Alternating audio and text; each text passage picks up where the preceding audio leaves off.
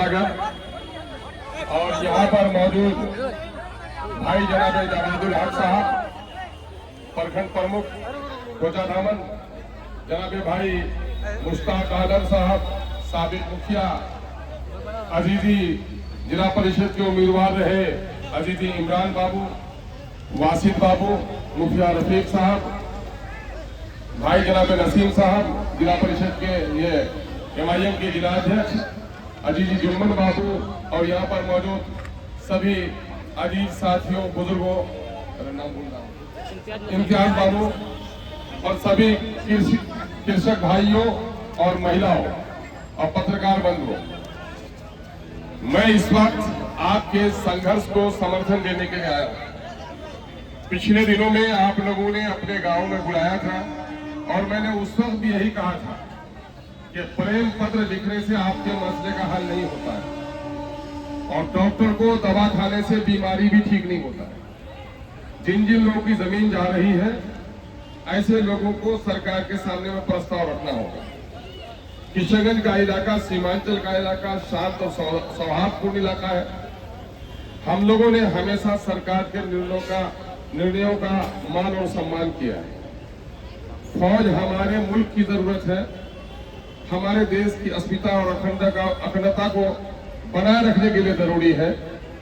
हम उनका आदर और सम्मान नहीं, जमीन पर नहीं, अपनी आंख और अपने दिल में जगह देने के लिए तैयार है। ये विडंबना है कि अलीगढ़ की जमीन के लिए लोगों को संघर्ष करनी पड़ रही थी और उस वक्त प्रशासन को जमीन देने में दिक्कत हो रही थी, और आज सिर्फ एक प्रस्ताव हमारे लोगों का कि हम जमीन देने में और फौज के लोगों को बसाने में उसका विरोध नहीं कर रहे हैं।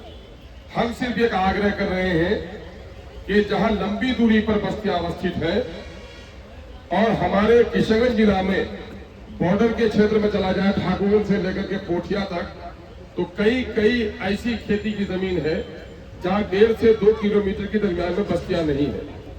अगर ऐसी जगह पर जाकर आप जगह चिन्हित कर लेंगे तो हमारी आबादी भी मुतासिर नहीं होगी और फौज के लोगों को एक पुरसकून जगह मिल जाएगी।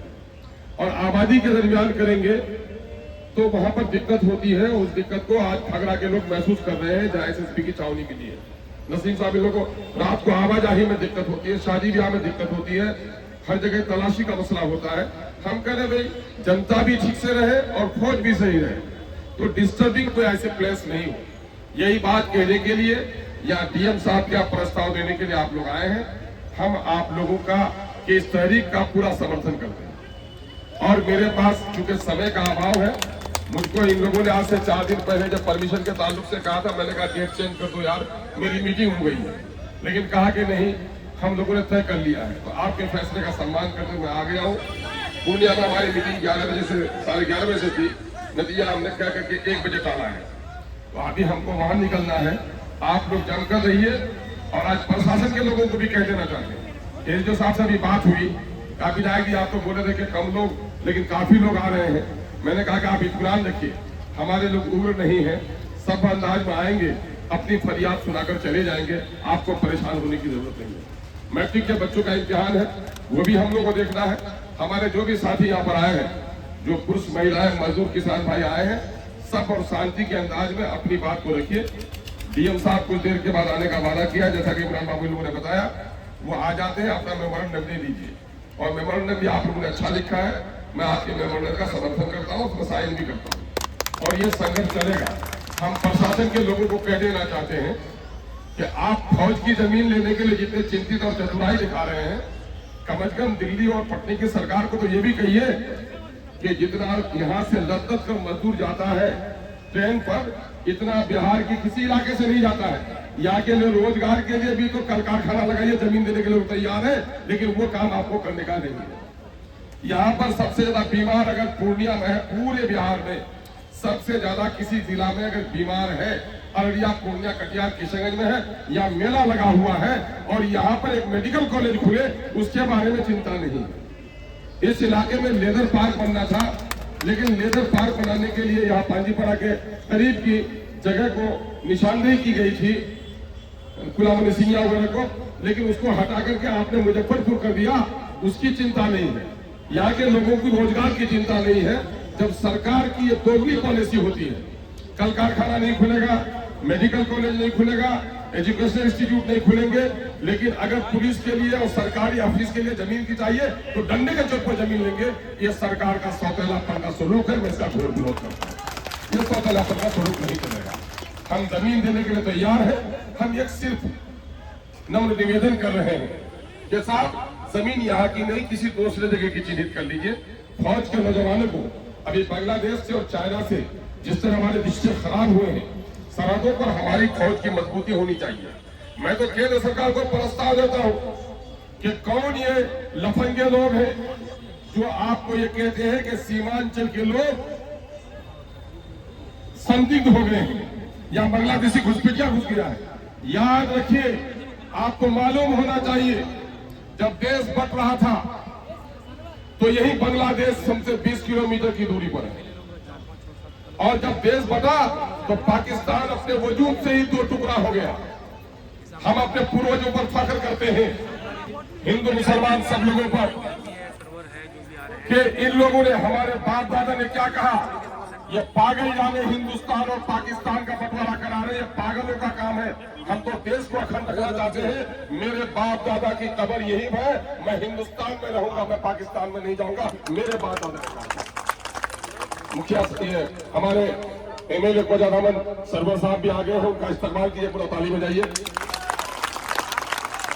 ये हमारे बाप दादा ही ने कहा था, अगर ये चिकन नेक आजकल भाजपा लोगों को और आरएसएस के लोगों को चिकन नेक बोलता है, मुसलमानों को चिढ़ाने के लिए अक्सर ये जुमला बोलता है, यहाँ के दलित और हिंदू के प्रेम को खत्म करने के लिए जुमला बोलता है। अरे कमबख्तों, तुम्हारे बाप दादा तो अंग्रेज के पैरों पर मालिश कर रहे थे। उस वक्त अगर हमारे बाप दादा करवट बदल लेते तो ये हिस्सा पाकिस्तान का होता। इस हिस्से को अगर किसी ने बचा कर करने का काम किया है तो मेरे बाप दादा ने काम किया है, वन नहीं। अगर उस वक्त इस सरजमीन के लोग हमारे करवट लेते, जिस तरह पाकिस्तान दो टुकड़ा हो गया था, हिंदुस्तान भी दो टुकड़ा हो जाता। आसाम और मणिपुर के लिए तुमको रास्ता नहीं मिलता। इसको अगर आसाम और मणिपुर को किसी ने कलीजे से जोड़ कर रखा है, वो सीमांचल के लोग हैं। हमी से रंगे गुलिस्ता, हमी से रंगे चमन, और हमी को नज़्म गुलिस्ता पे इख्तियार नहीं। हमने खून देकर इस देश को सींचा है, आज हमको सच की नजर से देख रहा हूं। हम कंसर्निंग तमाम तर रेवेन्यू डिपार्टमेंट के लोगों से, लैंड इक्वेशन डिपार्टमेंट के लोगों से, केंद्र सरकार से हम ये विनती करते हैं कि आप हमारे सेनाओं को बसाइए, जरूर बसाइए, लेकिन यह गांव के ग्रामीणों का कहना है, और जैसा कि सत्य भी है कि आबादी घनी है, उस घनी आबादी के दरमियान में कल लोगों को घर बनाने की जगह नहीं मिली। परिवार में जो बढ़ोतरी हो रही है, उस एतबार से लोग हर साल हर बस्ती में 2, 4, 10 घर 300 मीटर 400 मीटर की दूरी में जाता है। 10 साल के अंदर में हमारी ये सारी जो कृषि भूमि है वो हमारी बस्ती बनने वाली है। कल हमारे बच्चे कहाँ जाएंगे? क्या आप ये चाहते हैं कि हम मजदूरी करने के लिए जाए पंजाब में, पंजाबी में बच जाए, अपनी मिट्टी में वापस नहीं आए? तो आपको हमारे बारे में सोचना पड़ेगा। और ये लड़ाई मैं आप लोगों को कह देता हूं कि ये बात बड़ी अच्छी लगती है कि हमारा सबको मिले करो। ये जिस्म पैर से लेकर सर तक मिला हुआ है, लेकिन इससे एक दूसरे का रिश्ता जुड़ा हुआ है। सर का मतलब ये नहीं कि पैर उससे अलग है। पैर है तो सर को भी दूसरी जगह जाने का, बारिश होगी तो सर छुपने के लिए भी पैर की जरूरत पड़ेगी। आप लोग एक संघर्ष समिति बनाइए। मैंने पूछा, संघर्ष समिति के कुछ आप लोगों ने गठन किया, लेकिन नहीं, यहाँ पर किसी को कोई नेता मानने के लिए तैयार नहीं है। मेरे भाई और अजीजों, सुन लो, अमली तौर पर वो जमात भीड़ है। ये लोगों की जो है, अगर इसमें आपका कोई लीडर नहीं तो भीड़ है। जिस दिन आप किसी एक को मान लेंगे, 5 की कमेटी, 7 की कमेटी, 11 की कमेटी बना दीजिए, और उस 11 कमेटी हर जगह आप नहीं जा सकेंगे। नतीजा ये होगा कि आपकी लड़ाई कल कमजोर पड़ जाएगी। हर एक गांव से 1-2 आदमी का मेंबरशिप बनाइए और संघर्ष समिति बनाकर एक को जिम्मेदारी दीजिए, दूसरे को नायब बनाइए, तीसरे को खजांची बनाइए, एक कमेटी बनाइए। वही कमेटी आज से कल लड़ेगी। और कल हाईकोर्ट भी जाना पड़े तो सब लोग जाइएगा क्या? सब लोग नहीं जाइएगा। तो आप लोग अपने तौर पर एक संघर्ष समिति का गठन कर लीजिए। ये संघर्ष का एक गौरव है। समिति आपकी नहीं बनी है, ये समिति बना लीजिए। अमली तौर पर जमात पर अल्लाह की मदद आती है ना, भीड़ पर नहीं आती है। ये भीड़ तंत्र हो सकता है जब आप अपने दरमियान में लोगों को मुनज़्ज़म कर लेंगे तो आपकी जमात हो जाएगी। हम आपकी लड़ाई में शुरू से आखिर तक साथ हैं, डरिए मत। सरकार के सामने में फरियाद रखना